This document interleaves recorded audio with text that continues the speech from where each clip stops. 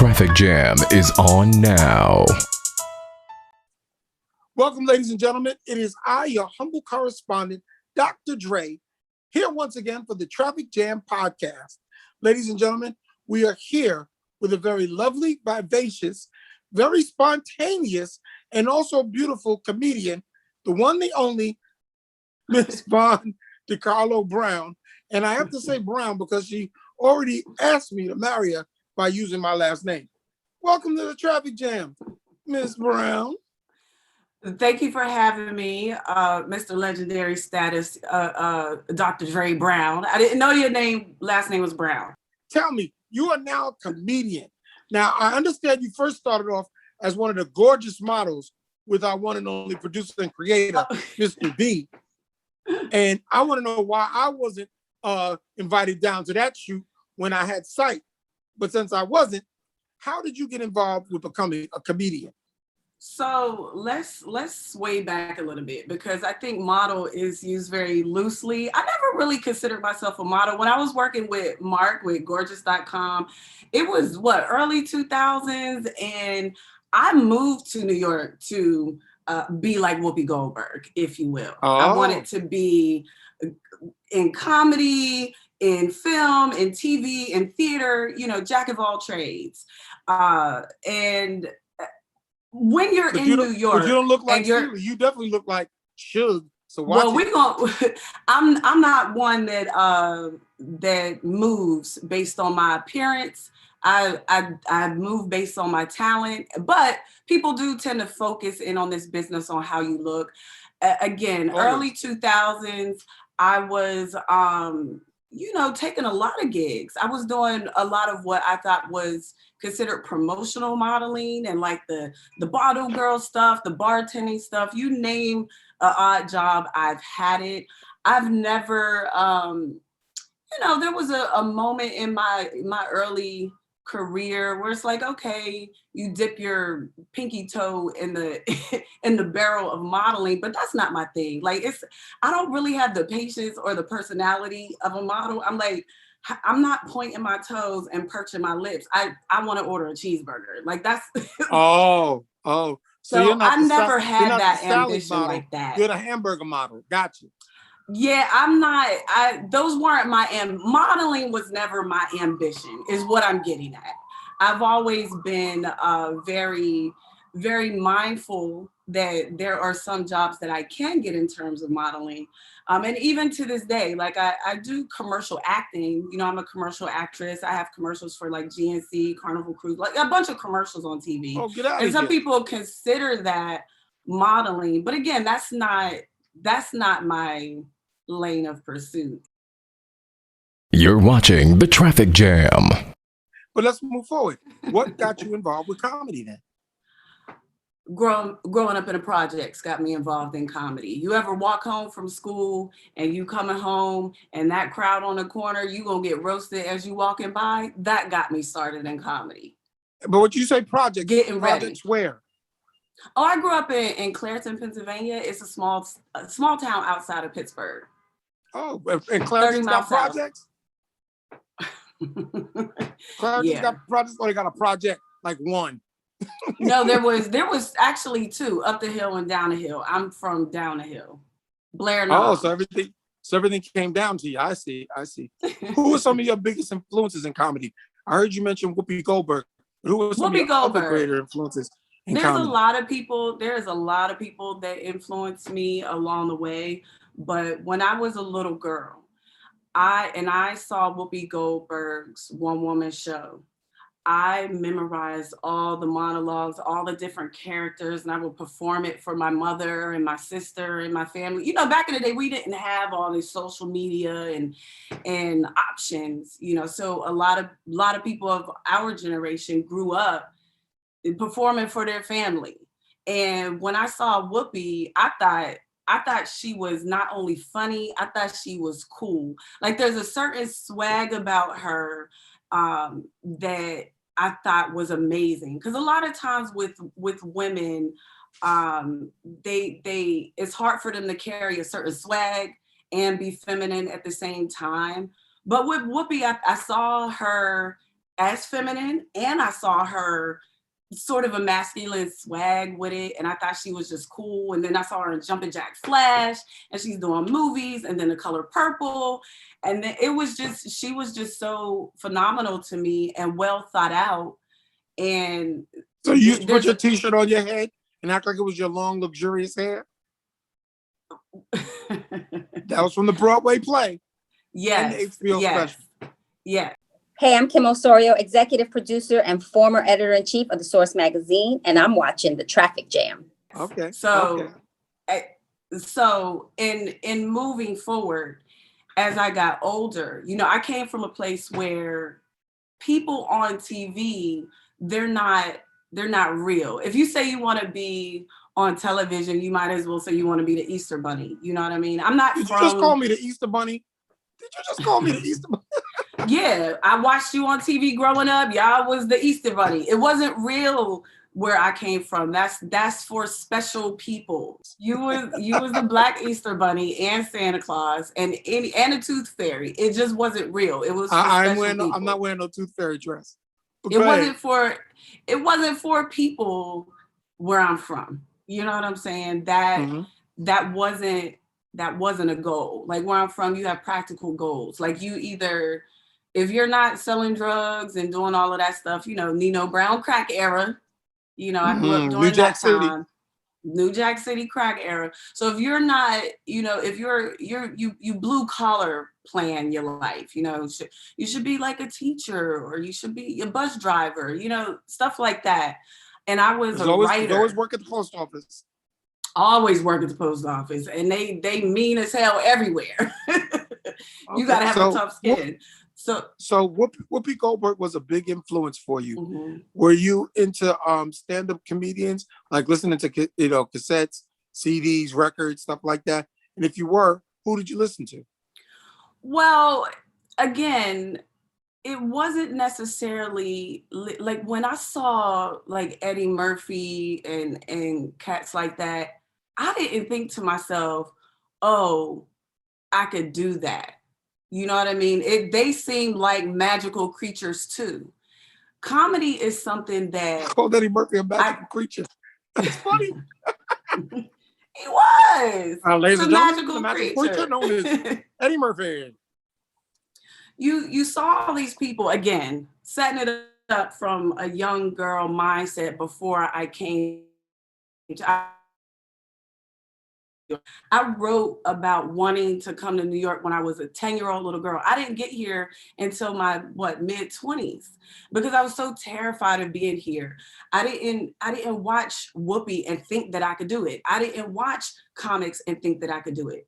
I just knew that making people laugh, in my mind, it felt like that's how you got love. Like I grew up, if you don't have a lot of friends and stuff, like, oh, pretty. I heard that so often, that you start to self-deprecate. No, my left eye is loose. Like I'm cross-eyed. I'm not that pretty. You self-deprecate to have friends, to get love, to be, you know what I mean? So I was terrified of New York. I have no skills, no training. I was a good writer. I had a scholarship for journalism, and I was told by my high school counselor, like, if you want to be on TV, take this journalism scholarship and do television news. So I'm in college, and I hated it. That I was turning into like they do teach you in journalism without saying it, you're gonna have a slant without having a slant. And I'm like, I can't do this. I started learning Black history that wasn't taught in my high school. I started learning stuff outside of Martin Luther King and Rosa Parks. I started losing my mind. I was like, this ain't fun. I'm gonna go crazy. And I eventually left that journalism scholarship and went to the Art Institute of Pittsburgh, a production school. And I got a degree in production with the mindset that, look, I don't know how I'm gonna do this, but one day I'm gonna move to New York and I'm gonna be in television. I'm gonna do all of these things that I wanna do, and I'm not gonna wait on auditions. I'm going to know how to do it myself. So I had the production degree under my belt, and I came to New York and I finally started auditioning and acting. And the way I got into comedy, I met a comic on set doing extra work. His name was Crazy Al Kane. That's a throwback name. You should know it. Crazy Al Kane. Crazy Al Kane. And I Crazy Al started Kane. working with him. Crazy Al Kane. He is a parody rapper, like a Weird Al Yankovic. Okay. But for hip hop, he did all the hip hop parody songs. And I started working with him doing skits and stuff. We had this television show on Manhattan Neighborhood Network. And the stuff we were doing was like new for back then, but it's like a regular Tuesday now that everybody does on social media, like controversial questions, but you know, edgy questions and interview style stuff and skits and all of these things.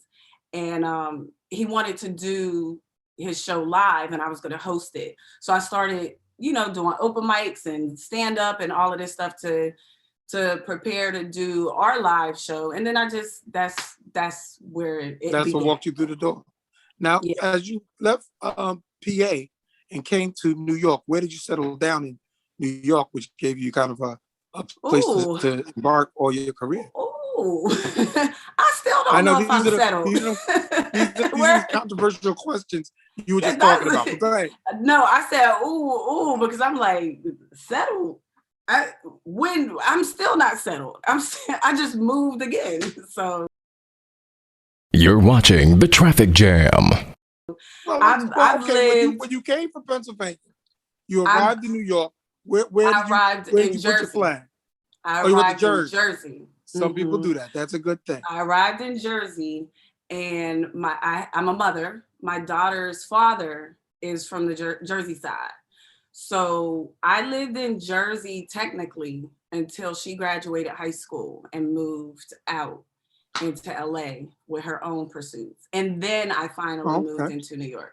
I had places in and out. There was a lot of bouncing in and out. There was a lot, you know, a lot happens in 20 years. But of course, I didn't technically, I've been very all over the place, unsettled for a long time in terms of am I living in New York or not? You know, but I'm in New York now. Where do you get your inspiration for your jokes and your comedy? Where do you find some of the things? Give us an idea of a life joke that you got.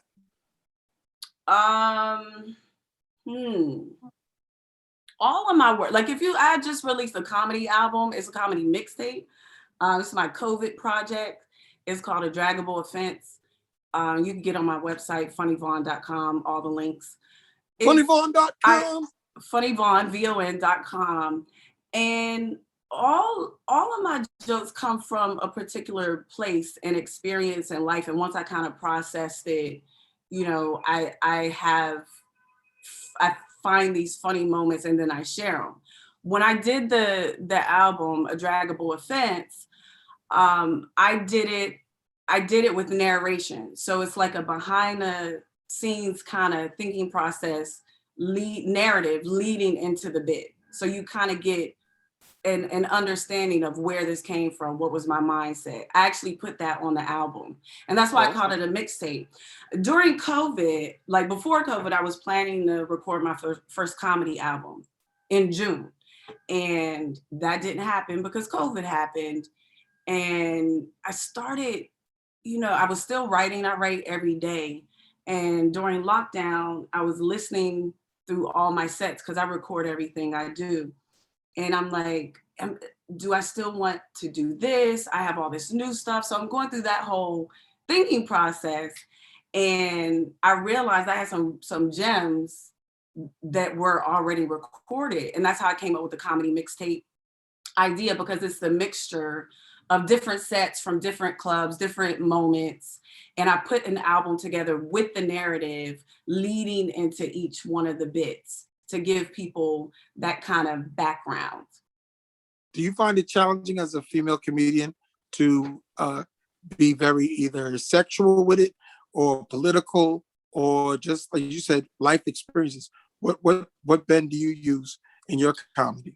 Right. So as a woman, you know, I have a lot in front of me before I even open my mouth on the mic, right? There's a lot of assumptions. There's the thinking that women aren't funny, or she's a Black woman, so she's gonna be loud, sassy, and sexual. All of these things, and I don't have any judgment to anyone's approach, male or female.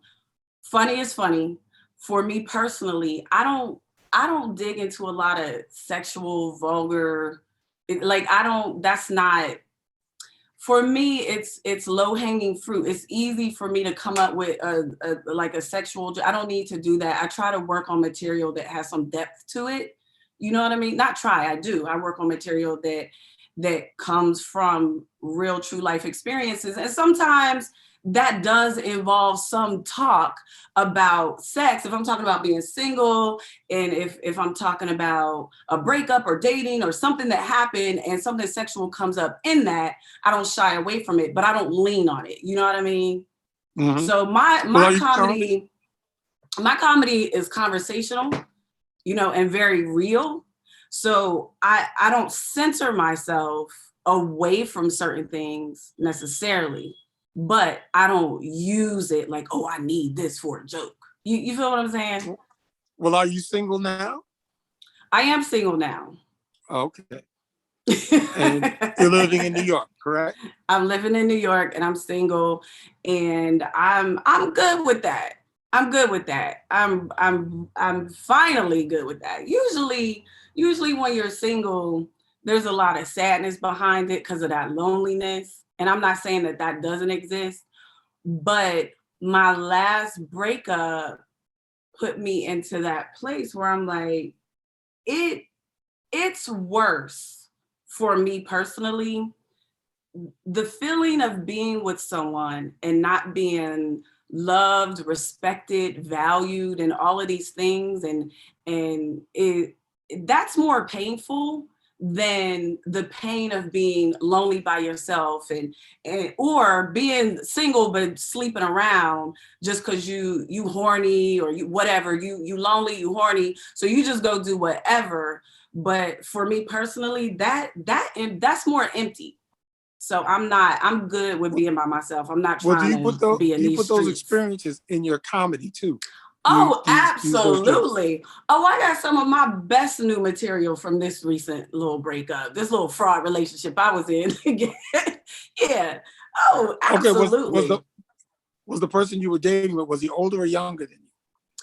He was older, which lent itself to because I used to do this cougar bit. Like, there was a point in my life where like every dude that approached me was 23.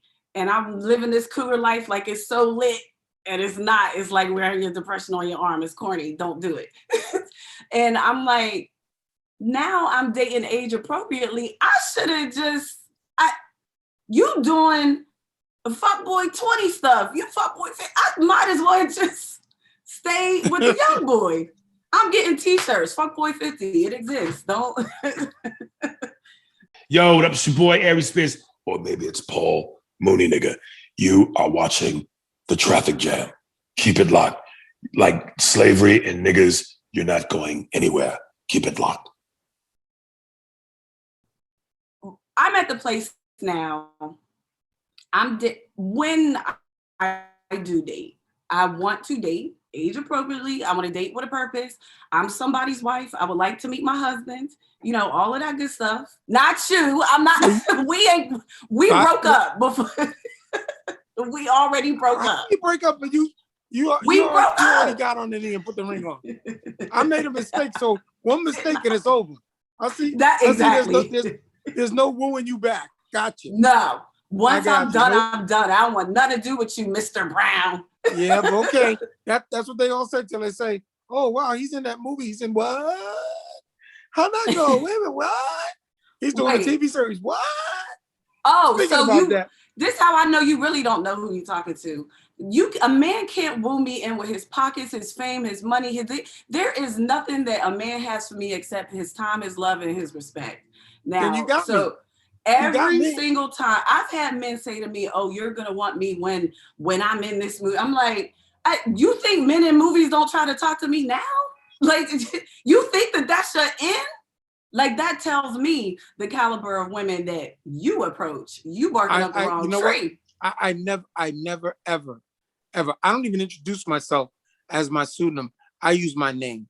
And most people go, I know who you are. I said, no, you don't. Because you calling me by my work title. You don't know who I am. So speaking of work titles, what other comedians, especially current, do you like working with when you're out on the comedy stage so you can see their work and they can see what you do? Right now I'm working with Ali Sadiq. I'll be with Ali at the Kansas City Improv the end of this month, May 28, 29, I think it is. People get tickets at alisadiq.com.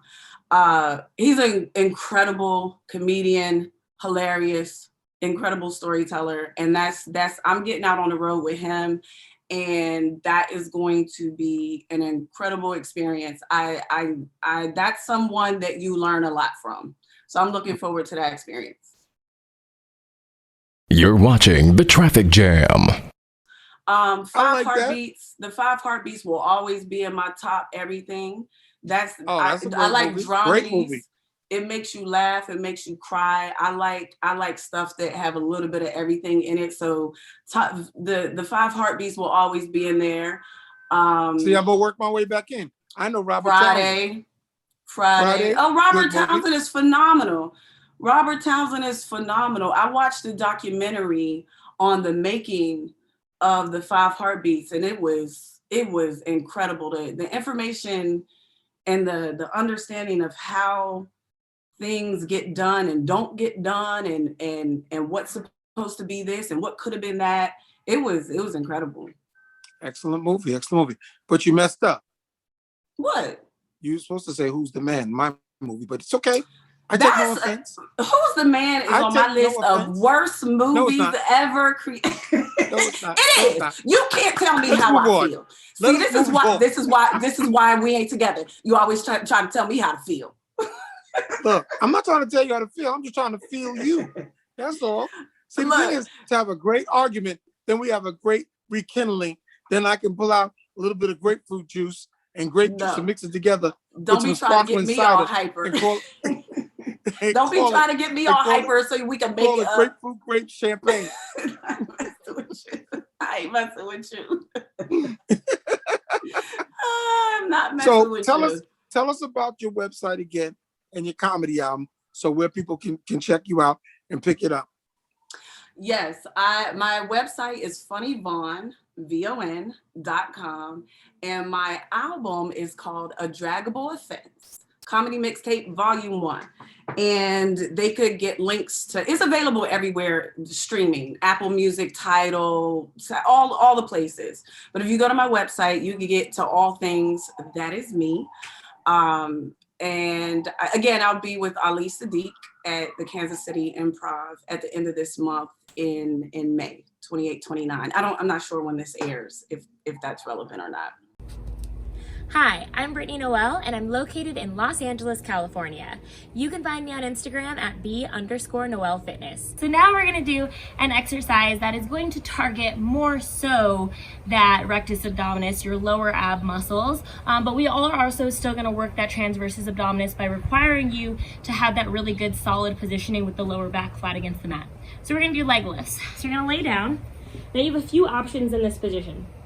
If you are a novice, I would definitely recommend you place the hands, let's get over, the hands underneath the butt. If you are more of a pro, have the arms out in front of you. I'm gonna do the novice way just because I'm not trying to be a hero. But when you're up here, again, make sure that the lower back is in contact with the mat, same as with our dead bugs. And you're gonna lower the legs down as low as you feel comfortable without allowing your rib cage to pop off or your lower back to pop off the mat. And that doesn't cause any low back pain. So you're gonna come down and up. Now, make sure that your shoulders aren't doing this and you're not like holding your breath and being tense. You wanna relax in your upper body as you drop the legs down and then bring it back up with as much control as possible.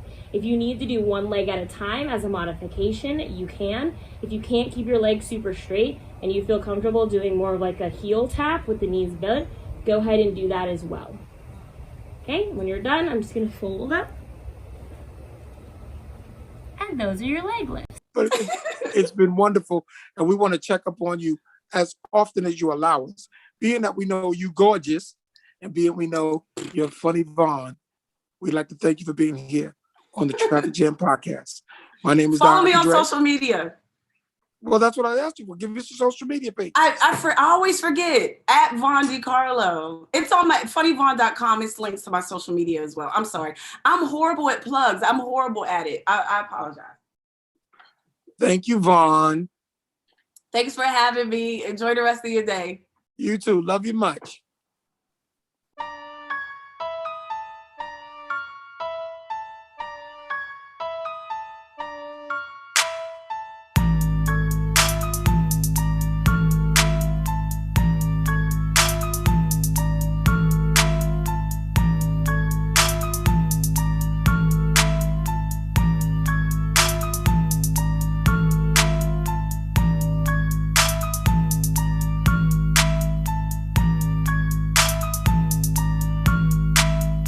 This is the Traffic Jam.